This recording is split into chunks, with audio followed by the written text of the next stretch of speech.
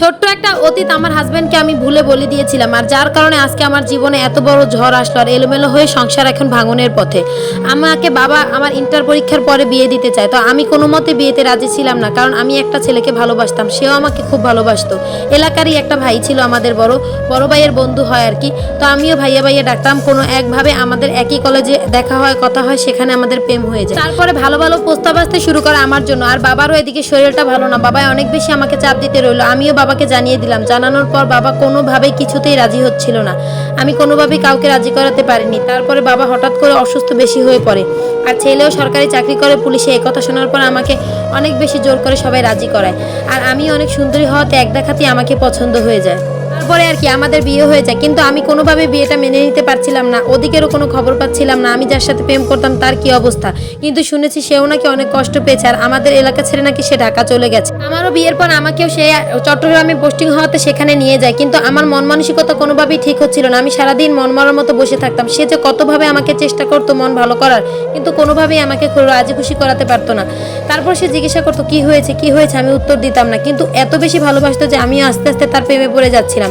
আস্তে আস্তে আমারও তাকে ভালো লাগতে শুরু করে, কিন্তু এক পর্যায়ে প্রায় 1 বছর হয়ে গেছে বিয়ের। 1 বছর হওয়ার পরে হঠাৎ করে একদিন আমরা দুজনে মুভি দেখছিলাম, তো কথায় কথায় প্রেমের কথা বলতে বলতে সে আমাকে জিজ্ঞেস করে, আমি হুট করে এই কথাটা বলে ফেলি মুখ থেকে। এরপর থেকে টানা 7 দিন সে আমার সাথে টানা কথাই বলেনি। আমার এত কষ্ট হয়েছিল, যে আমাকে এত ভালোবাসে, এক মুহূর্ত কথা না বলে থাকতে পারতো না, সে কিভাবে আমার সাথে ঘন্টার পর ঘন্টা দিনের পর দিন কথা না বলে আছে।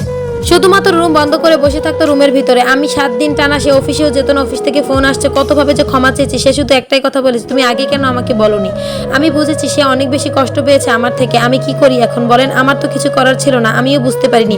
তবে মা আর ভাবি আমাকে নিষেধ করে দিয়েছিল সত্যিটা বলতে। তার হাতে পায়ে ধরে যে আমি কত পরিমাণ আহাজারি করেছি, কিন্তু সে কোনোভাবেই নর্মাল হচ্ছিল না। এরপর যাক কয়েকদিন যাওয়ার পর সে কিছুটা নর্মাল হলো। এর মধ্যে খুশির সংবাদ আসলো, আমাদের ঘরে সন্তান হবে। একথা শোনার পর সে অনেক বেশি খুশি হয়েছিল, কিন্তু দিন দিন জানি কেমন যেন তার ওই ঘটনার পর থেকে আমাকে অল্প অল্প সন্দেহ করে। কথায় কথায় আমাকে এটা ওইটা বলে। আমার হাতে ফোন দিত না, আমার হাত থেকে টাচ ফোনটা নিয়ে গিয়ে বাটন ফোন দিছে, কিন্তু আমি বুঝতে পারতাম, কিন্তু কিচ্ছু করার ছিল না। তারপরে আমি তাকে বুঝাতাম, সে আমাকে কোনোভাবেই বিশ্বাস করতো না। এরপরে আমি প্রেগনেন্সিতে অনেক বেশি অসুস্থ হয়ে পড়ি। আমি বাবার বাসায় আসতে চাই, সে জেনে গিয়েছিল যে পাশের এলাকার ছেলে, এর জন্য আমাকে সে কোনোভাবেই আমার বাবা মার কাছে আসতে দিচ্ছিল না। আমি আমার মাকে সবটা বলে, মা অনেক আমার উপর রাগ করে এবং বলে জামাই যা বলে সেটাই শোনো, কিন্তু আমি আর কি করব।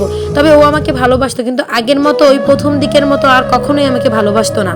পরে আমার জীবনটা পুরোই আবদ্ধ ঘরের মধ্যে আটকে যায়। ও আমাকে মার্কেটে বাজারে কোথাও যেতে দিত না, আর কোথাও সহজে ঘুরতেও নিয়ে যেতে চাইতো না। আমার ঘরের ভিতর থাকতে থাকতে দম পুরো বন্ধ হয়ে আসতো। একা একা জানলা দিয়ে আকাশ দেখতাম শুধু, আর চোখের পানি ফেলতাম। ওর জন্য আমার অনেক বেশি মায়া ছিল, যার জন্য আমি থাকতেই পারতাম, কিন্তু আমার অনেক বেশি কষ্ট হতো। আমি অনেক বোঝানোর চেষ্টা করছি, কিন্তু সে বুঝতো না। তো বলেছি আমিও তো একটা মানুষ, আমার সাথে এমন কেন করছো এমন কেন করছো। সে কখনোই আমার কথা শোনেনি, এরকমই করতো। সবসময় আমার ফোন গোপনে গোপনে চেক করতো। তারপরে আমার পাশের বাসার ভাবির বাসায় গেলেও সে আমার ফোনটা রেখে যেতে বলতো। আমি ছাদে গেলেও বলতো ফোনটা রেখে যাও, আবার বারবার দেখতো ছাদে গিয়ে আমি কি করি। এইভাবেই চলছিল আর কি জীবনটা কোনো অর্থ ছিল না। আমার জীবনটা পুরাই নরকে পরিণত হয়ে গিয়েছিল। আমি কি করব, কি আর করার ছিল। আমার বাবা মা যা বলে তাই শুনতে হতো। তারা বলতো মানিয়ে নাও বাবা, এক সময় ঠিক হয়ে যাবে।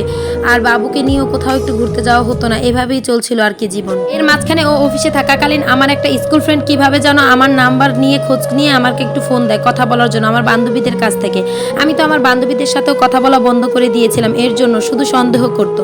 তারপরে আমি ওর সাথে শুধুমাত্র 2 মিনিট 70 সেকেন্ড কথা বলি। এরপর থেকে আপত্তি শুরু হয়ে যায়। ও জিজ্ঞেস করে এটাকে, আমি বলি স্কুল ফ্রেন্ড। ও কিছুতেই আমার কথা বিশ্বাস করছিল না, ও চেঁচামেচি শুরু করে। আমি বলি না স্কুল ফ্রেন্ড। ও বিশ্বাস না করে আমাকে এসে এক থাপ্পড় দেয়, আর সেদিনেরই থাপ্পড়ে আমার পা কেটে যায়। আর এই পা কাটার পরে আমার পা থেকে এত বেশি রক্ত বের হয়, আর আমি একদম রক্ত পড়ার কারণে বেশি যাওয়ার কারণে আমি অজ্ঞান হয়ে যাই ওখানে। আর আমার মেয়েটা দরজার কাছে দাঁড়িয়ে শুধু চিৎকার করছিল মা মা বলে। তারপর আর আমার কিছু মনে নেই। এই ঘটনার পরে 2 ফ্যামিলিকে জানানোর পরে এখন ওর মানসিক চিকিৎসা চলছে। আদৌ কি ঠিক হবে কিনা জানি না। তো একটা আপুর জীবন কাহিনী ছিল এটা।